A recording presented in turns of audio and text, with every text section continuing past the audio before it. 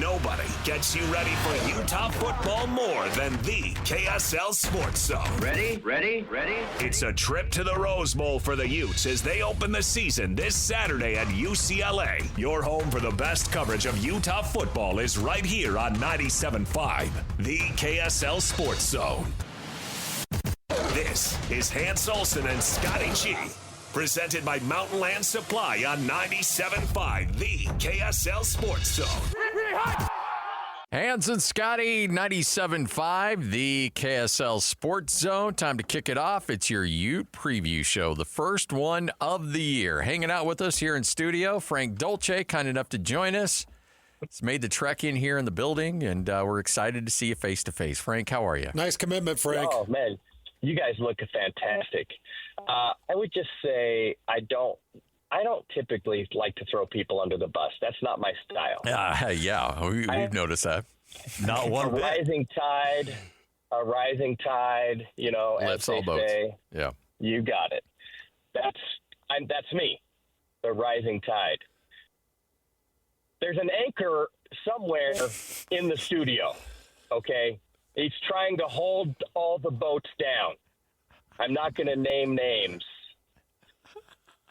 I'm just glad that we could overcome it today and find ourselves with this opportunity. Are you saying Hans is? Are you saying Hans is the anchor?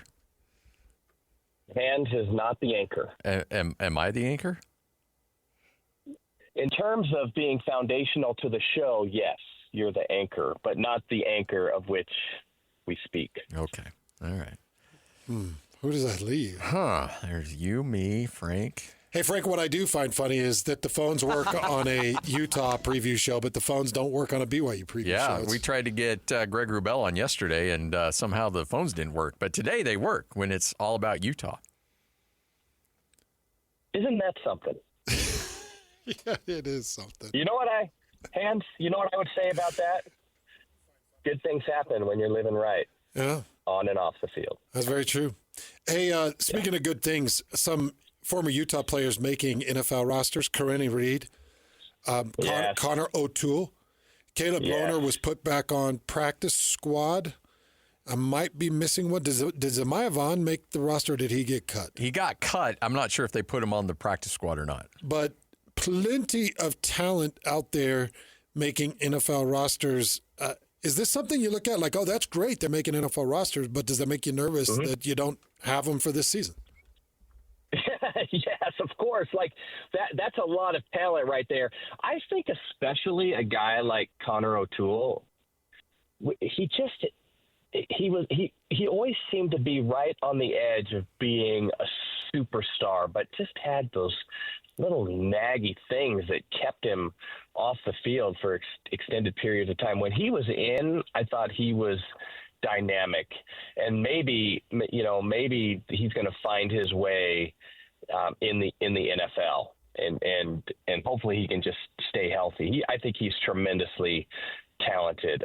I mean, Karenni Reed is another guy that I just think when he finds his spot on an NFL roster, he has a chance to be a really, really solid, long-time kind of NFL player. He has great size, great athleticism, football instinct, and just a difference maker. When he was, I think that we noticed when he was in the game for Utah, when he was not in the game for Utah, you noticed the difference when those things happen. So, yeah, super excited for those guys, but yeah, it's hard to lose talent like that. So the general manager of the Broncos, George Payton, said about Karenni Reed, he said, quote, he's everything we want in a football player. Ooh. Also, we've had a lot of luck with these Utah guys. They're all smart, they're instinctive.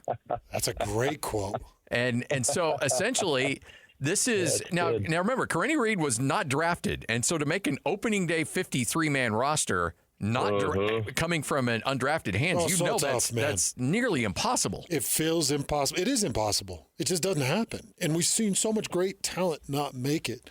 But, when you got the NFL teams that are putting weight into where you come from, knowing that you're going to be trained well. That was the GM that said that? GM. I retweeted earlier today, said we've had some luck with these Utah guys. They're smart, they're instinctive. And again, that's what we said this forever. Kyle Whittingham, this is why if Kyle Whittingham were ever to show up in my kids or in my living room and my kid's a safety or just frankly a defensive player anywhere out on the field, and he says, I can put you in the NFL, I'm going to be like, you're going there. Because these NFL scouts, we've known it forever, and this is the first one that's actually publicly said it. If a kid comes from Utah, he's automatically given an edge. So if it's a 50-50 battle between him and somebody else, they're probably going to go with the guy from Utah because they've such a good track record of guys coming out of that program.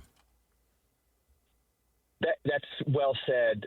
And he just has you just unrolled a list of players who have come out of that program, who have been immediately productive in the NFL, especially on the defensive side. I mean, it's uncanny, his ability to put guys and train guys.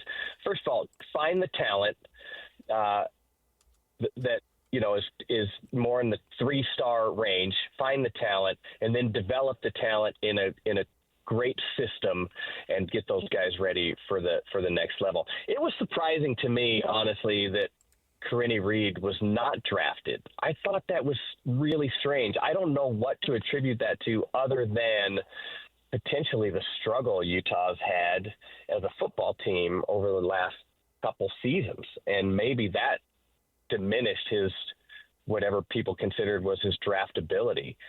So it's no surprise to me that he's found a spot and that he's receiving praise already from higher ups.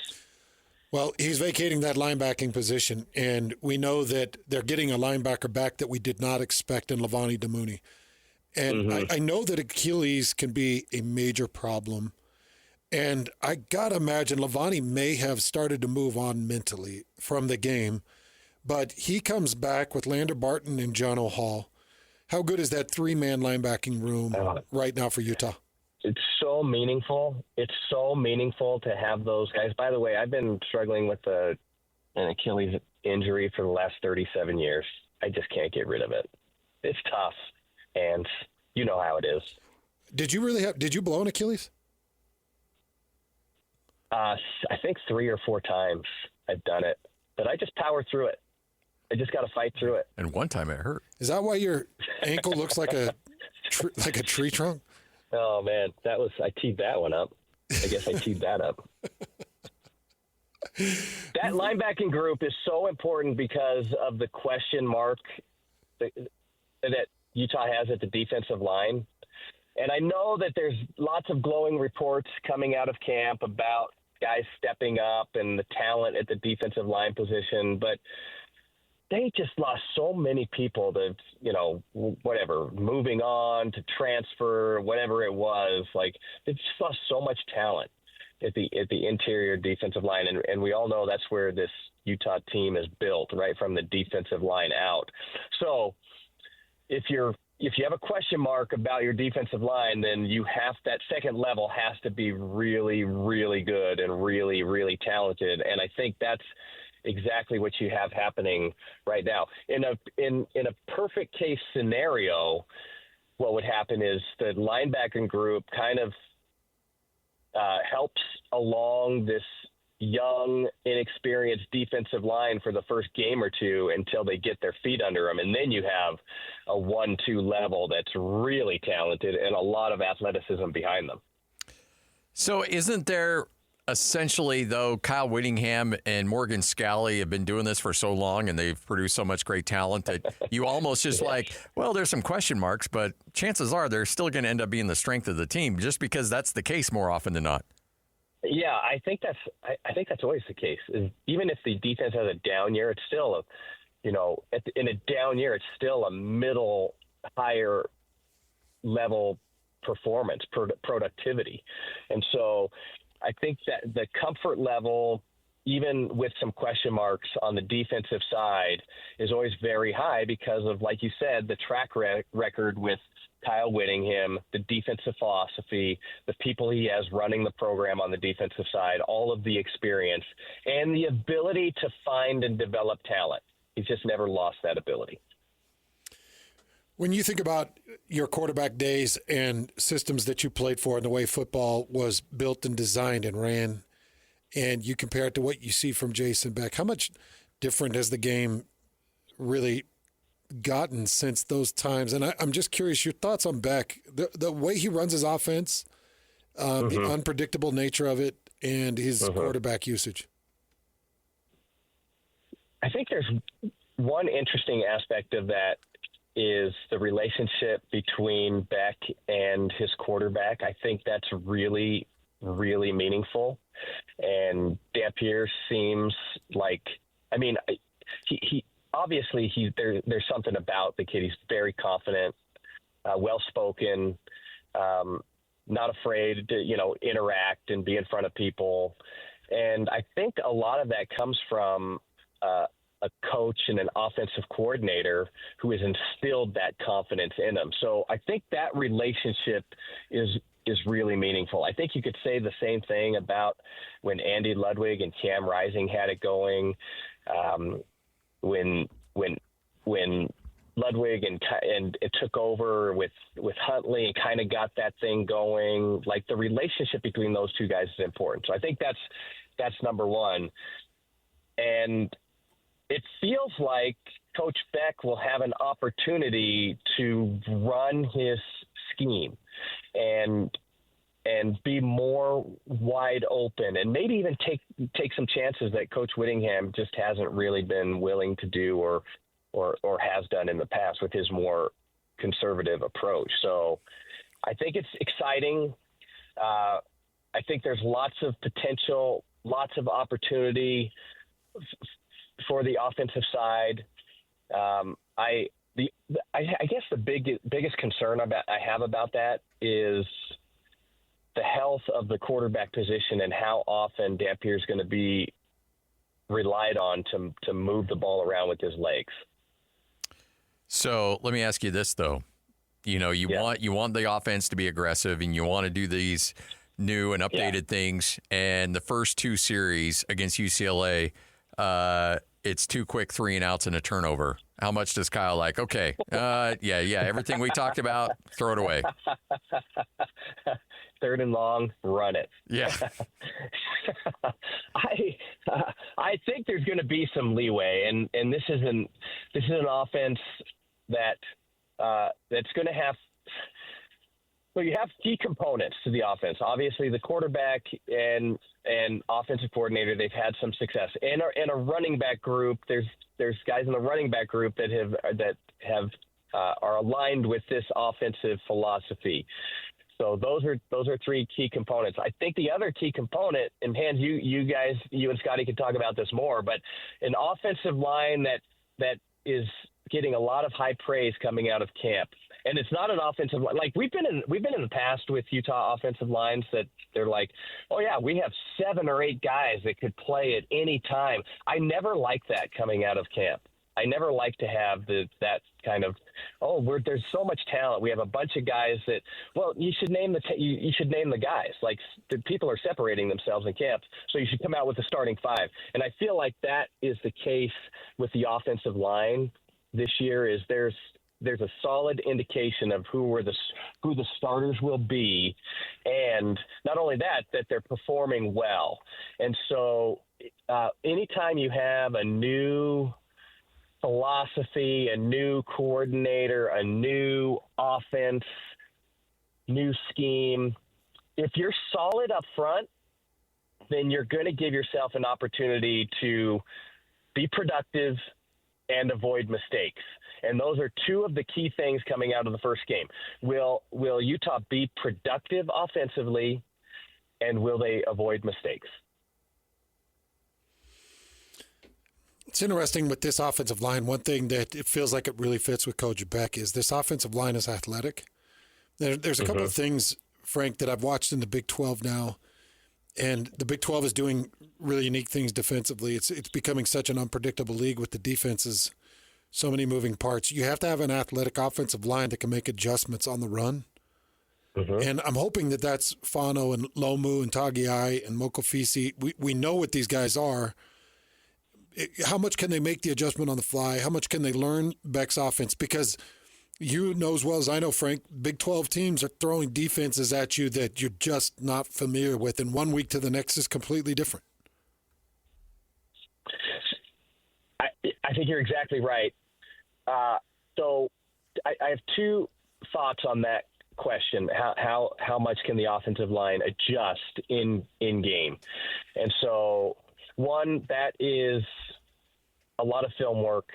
So understanding as much as you can. Now that's kind of difficult in, early games in the season. There's not a lot of film available. So one would be preparation and film work, understanding as much as possible situational football and things that you might expect. I mean, it's what the quarterback position has to do all the time, is when you're approaching the line of scrimmage, understanding down and distance, defensive philosophy, and what is likely to occur and how to adjust if something changes. So that is number one. And then I think what you talked about is also critically important, is the athleticism, and not only that, but the experience of the offensive line. So now you have a bunch of guys who have several snaps under their belt in game situations, on the field of battle, in difficult situations.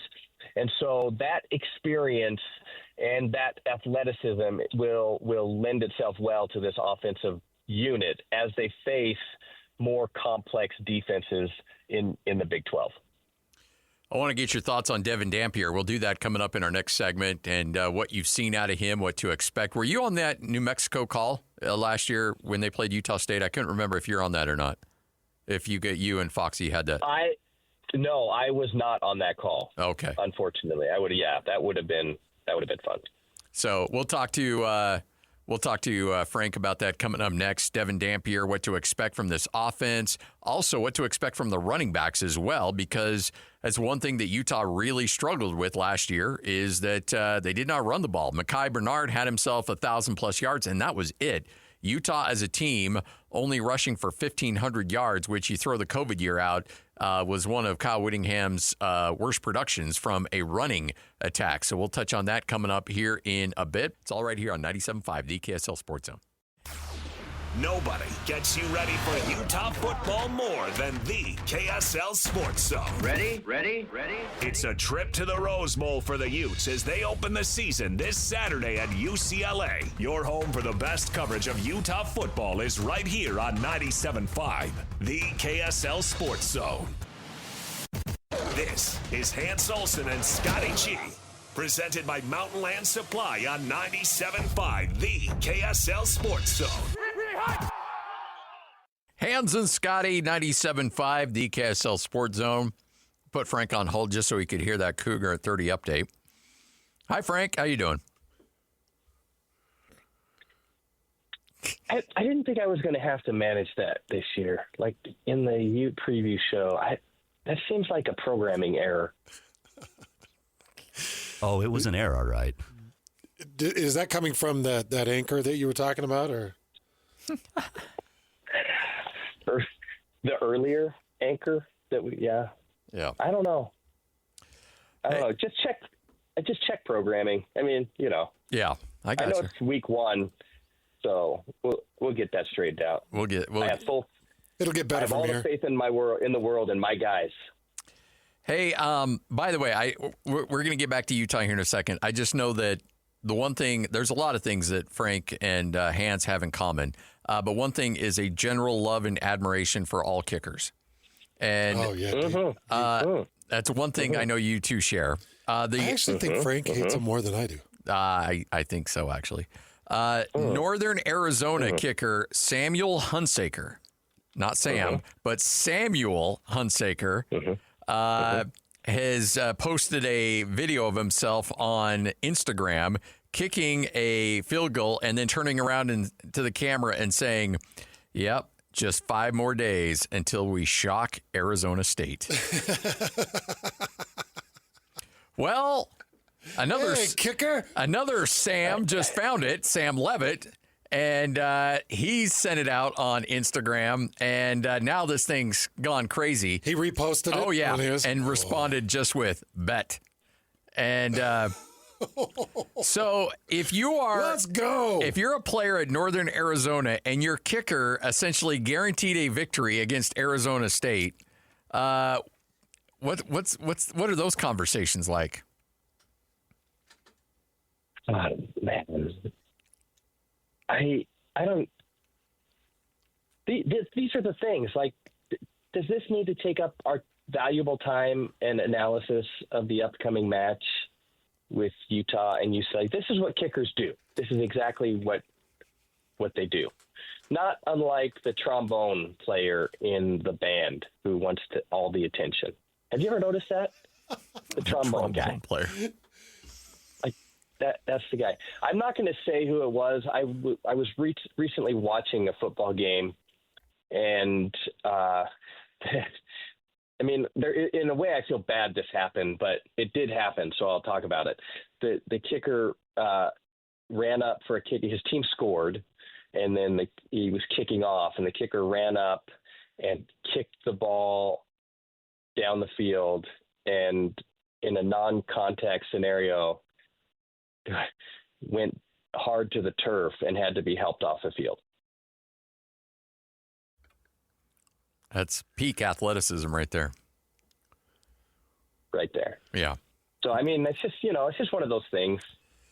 By the way, just a kicker thing. Like, I mean, so first of all, I think that video isn't appropriate from any player on the team, but because it's the kicker, then I think it rises to a different level.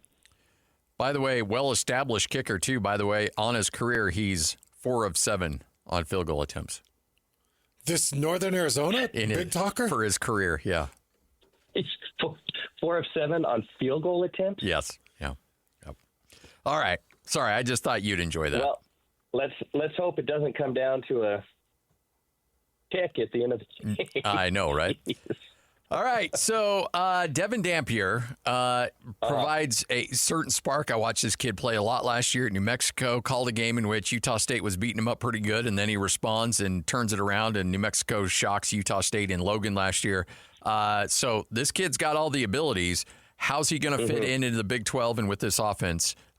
With his offensive coordinator coming with him, I got to imagine that makes the learning curve a lot easier. Although I didn't particularly like his career, I guess, in college, I think you might think of like a Cam Ward, who was very productive, coming from what would be considered a lower division to a higher division, I guess, in football, and was very productive. And looks like he's making waves in the, even at the next level. So that's super interesting. And I think clearly Dampier has all the tools, experience with the offensive coordinator, Bech. I think the thing that will benefit Dampier the most heading into this football season, outside of all of the snaps he took a year ago, is the ability to participate in practice against Utah defensively. I think that's going to be very meaningful for him to understand the physicality and speed of the game that now that he's stepping into this new conference. And so there's certainly things that he needs to improve on if Utah wants to be successful on the offensive side this year. His touchdown to interception ratio was poor at best a year ago. That needs to change. That needs to flip. That needs to double his touchdown to interception ratio. Probably a little bit of his decision making and throwing the football that needs to improve.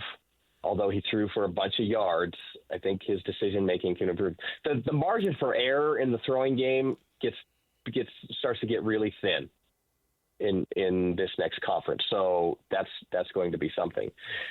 The thing that he has going for him is the football IQ, the athleticism, the experience of taking a lot of snaps, and now a second year under a head or an offensive coordinator who has a lot of confidence in him. So I'm not going to say there won't be any bumps along the way, but I also feel very optimistic about his opportunity to perform at a very high level.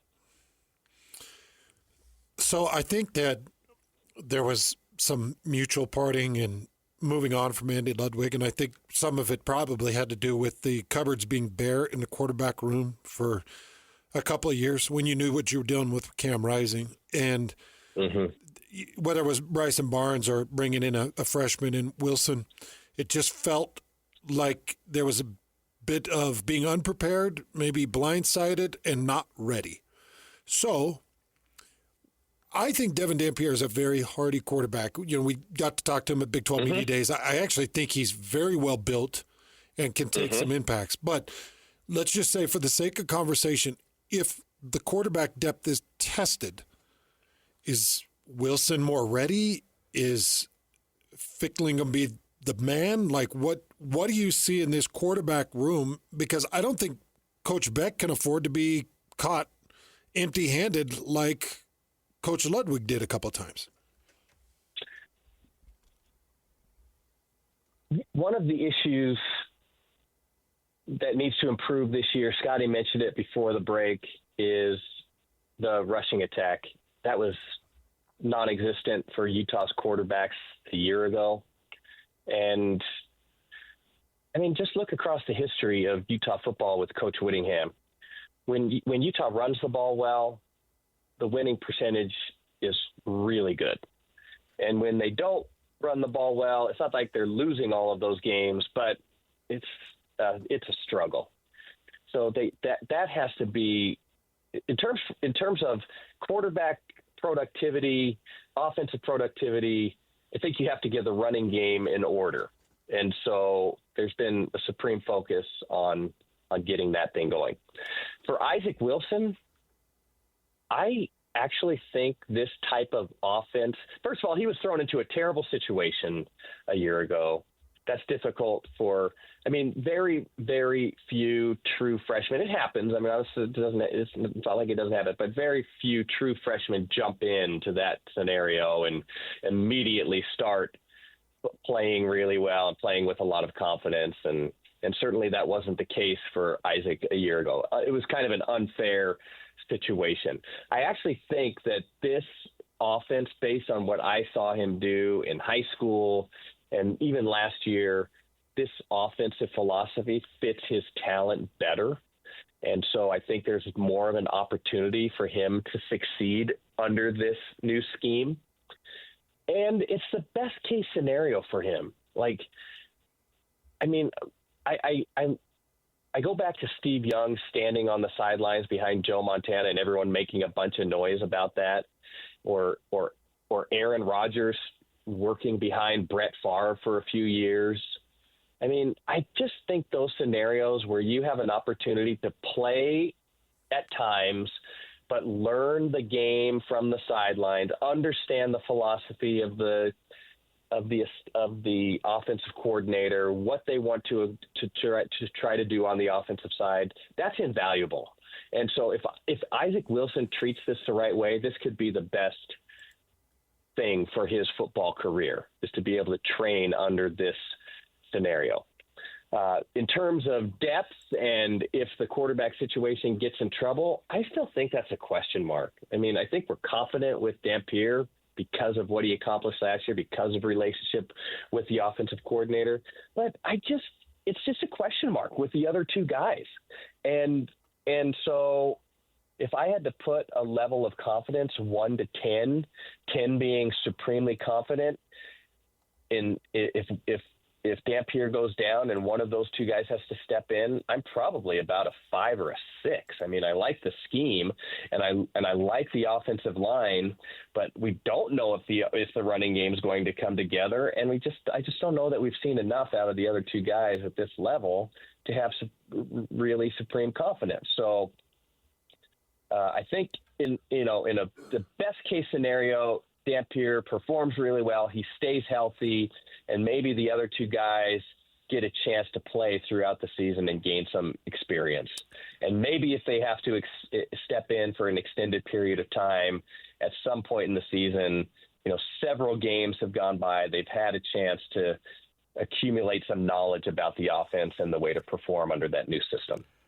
Nakari Rogers, Wayshawn Parker looking to jumpstart that rushing attack. You talked about how ineffective it was last year. And, I mean, let's be honest, Kyle Whittingham really never has teams that rush for under 2,000 yards. And last year they were at 1,500. Not only were they below 2,000, they were way below 2,000 at 1,500 yards.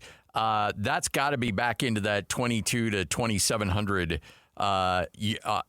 number on a total for the season. Do you feel like these two guys are ready to carry that load? And more importantly, this offensive line, which Kyle says is one of the best in the country, are they ready to take this running game to the next level? So three things I think about that. One is, does the scheme allow for a running back to have tremendous success? Yeah, I don't think there's a question about that. Look at what the scheme has done under Bech in his career, and especially last year. Certainly opportunity for the running game to succeed.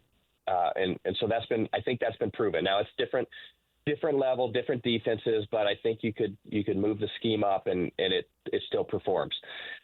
Second is, do you have the athletes to make it happen in the backfield?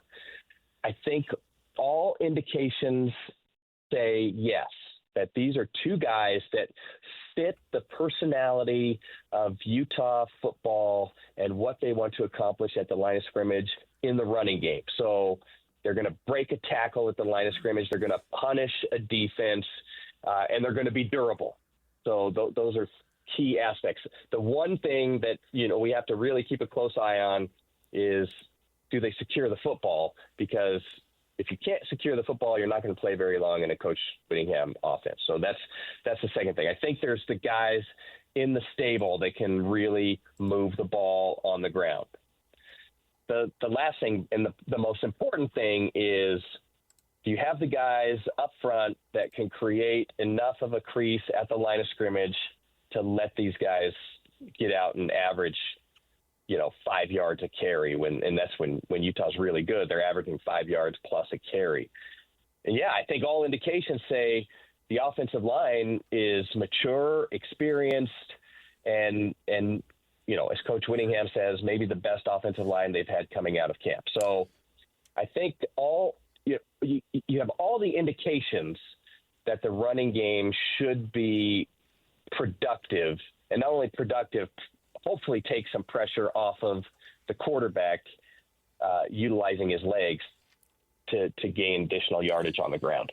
Frank, when you would go into a season as a quarterback, how much did you look at / rely on your receivers? I'm just curious, a couple things here.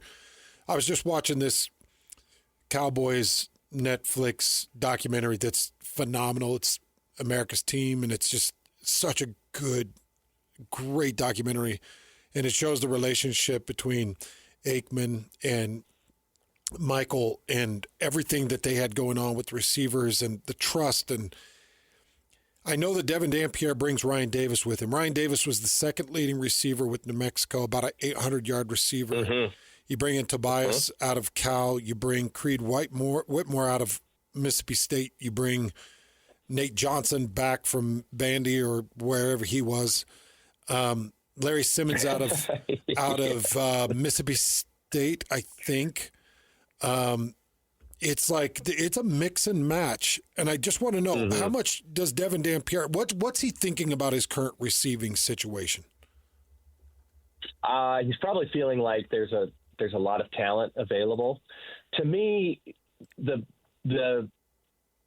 X factor in a quarterback in his receiving group is the relationship that he builds with those guys during the offseason, and everything that we hear out of camp and the preparation by Dampier is that he went in immediately and started developing relationships with the football team. I think that's one of his superpowers. We'll see if that holds true, but that's the report, is that he's gone in and he's done a nice job of building rapport with all of the guys. And so from the quarterback position, when you're looking across your offensive group and your receivers and your tight ends and your 3rd and 8, and you have to pick up a first. Everybody knows you're going to throw the ball. You have to have at least one guy that you look to and you just know, well, I know I'm going to be able to I know this guy is going to be able to make a play. I know that if we call this play and it goes this way, I know I have full faith that this guy is going to be able to make a play. You have to have at least one of those guys. I think there's probably 2 or 3 of those guys, but at least one that the quarterback has full confidence in. I think that's the thing we're trying to determine is who is that guy? Who has Dampier developed the relationship with in a difficult situation, late in the game, under pressure, that he just knows he has a guy out there that's going to make a play for him. So I'm really interested to see how that unfolds. There's plenty of talent. There's plenty of talent with Utah's receiving group. And by the way, I know we talk. It seems like we talk about this every year, like who's going to be the breakout receiver for Utah and who's going to. I don't know that Utah has ever had or has really ever needed with their offensive philosophy. I know it's changing a little bit this year. That one breakout receiver. Utah's had some talent at the receiver group, and we've seen some guys go on and make noise in the NFL. I'm thinking of a guy like Tim Patrick, who maybe was underutilized at the University of Utah from the receiving group. But I think the offensive philosophy lends itself to being really good at the line of scrimmage, punishing with the running game, and keeping defenses off balance with the passing game. And so I don't know that you need to have, all conference receivers, but it would be nice to have a couple guys that the quarterback could rely on in difficult situations.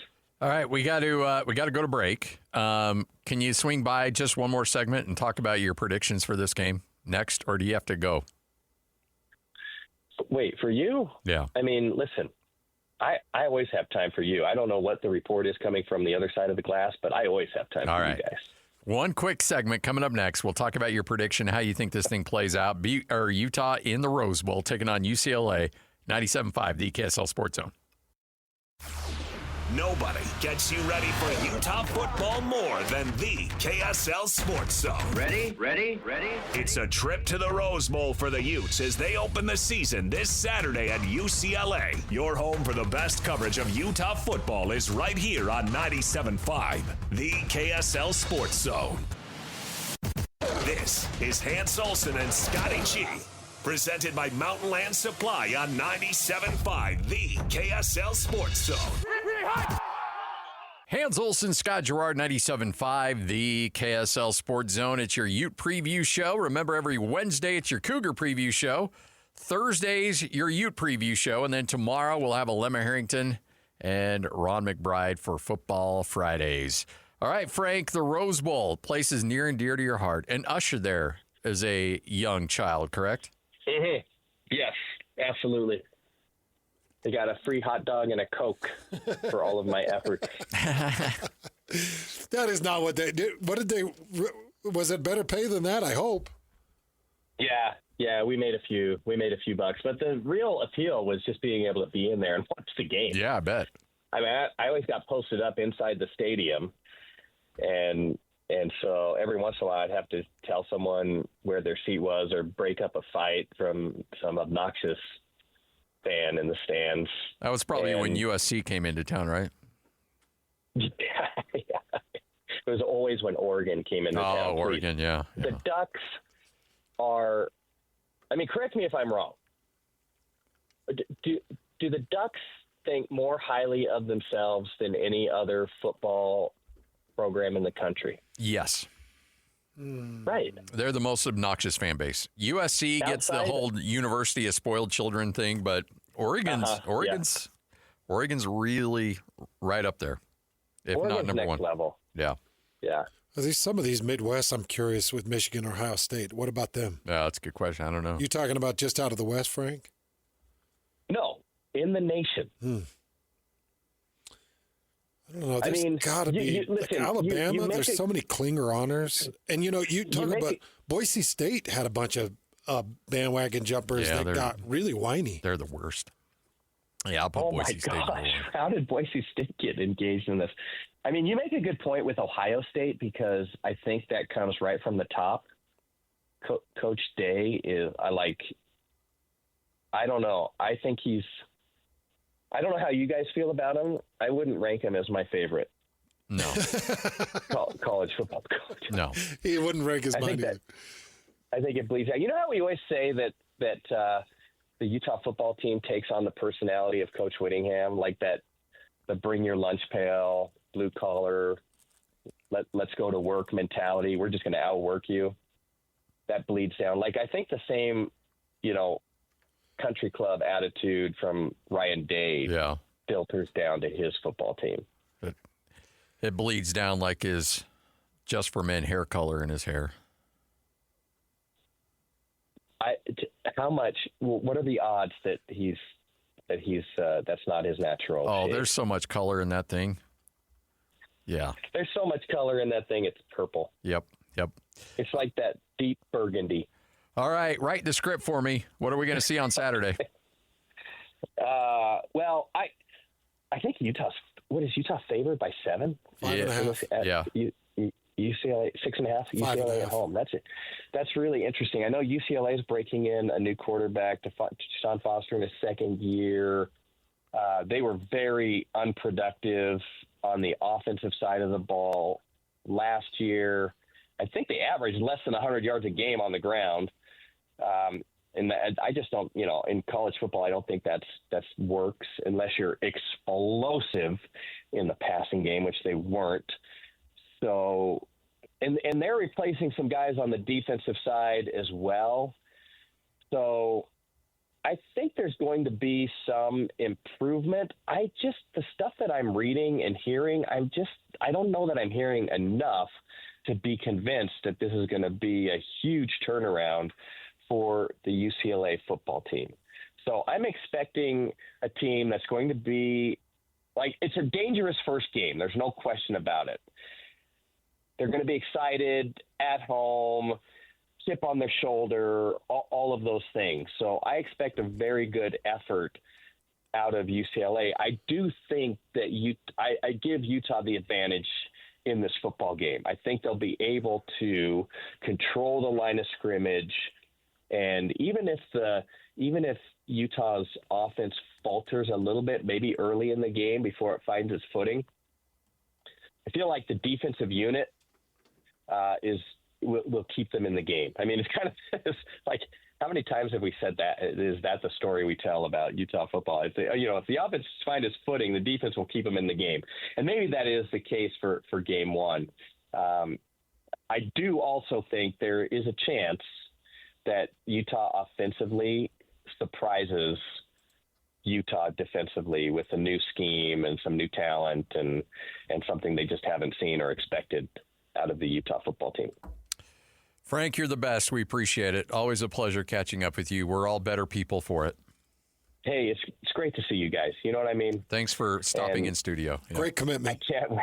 I can't wait to be with you again in a week. Type of commitment I would expect from our leading quarterback. That's true commitment, Frank. Yes. A leader on and off the field. Bye, Frank. You guys are the best.